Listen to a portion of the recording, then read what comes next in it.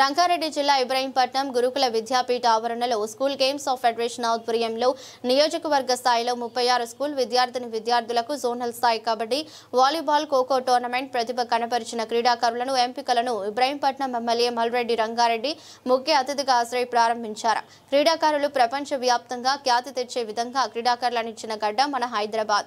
క్రీడాకారులుగా అయ్యుంటే hospital కి వెళ్లాల్సిన అవసరమే ఉండదని ఎమ్మెల్యే విద్యార్థులకు సూచించారు. నాకు తెలుసు నేను 10 లక్షల మంది 10 లక్షల ఓట్లకు ఒకవైపు హైదరాబాద్ నగరం, ఇంకొక వైపు రంగారెడ్డి జిల్లా అస్తవ్యస్తమైనటువంటి ఇబ్రహీంపట్నాన్ని ఒక ఆదర్శ నియోజకవర్గంగా తీర్చిదిద్దాలనేటువంటి ఒక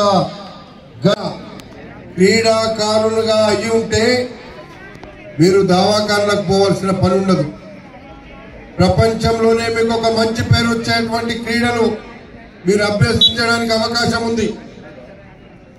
మనకు ఉండేటువంటి మన జీవితంలో మనం తింటున్నటువంటి భోజనాలు కావచ్చు, పీలుస్తున్నటువంటి గాలి కావచ్చు, తాగుతున్నటువంటి నీళ్లు కావచ్చు, అస్తవ్యస్తం ఉండడం వల్ల, పొల్యూషన్ రావడం వల్ల 30 ఏళ్లకే ముసలుళ్ళు అయ్యేటువంటి పరిస్థితి మనం చూసినాం. నల్లగొండ జిల్లా మన పక్కకి.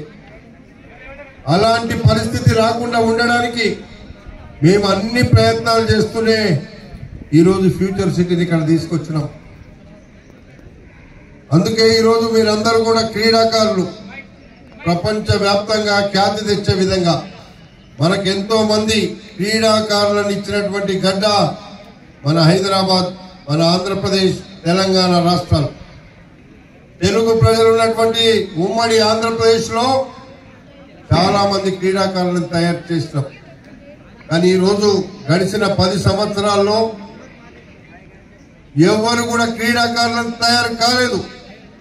దానికి కారణం మీకు ఎంకరేజ్మెంట్ లేక, మీ మీద డబ్బులు ఖర్చు పెట్టక, మీ మీద అసలు క్రీడలంటే ఏందో ఆలోచన లేక 10 సంవత్సరాలు అస్తవ్యస్తం చేసిన క్రీడా వ్యవస్థను. మన ప్రతి పాఠశాలలో పీఈటీలు ఉన్నారు.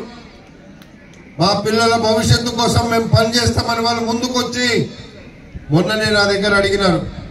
నేను ఒక్కటే చెప్పినా, నా నియోజకవర్గం నుంచి నేషనల్ లెవెల్లోనో ప్రపంచ లెవెల్లోనో ఆటలాడే విధంగా మీరు తయారు చేయండి.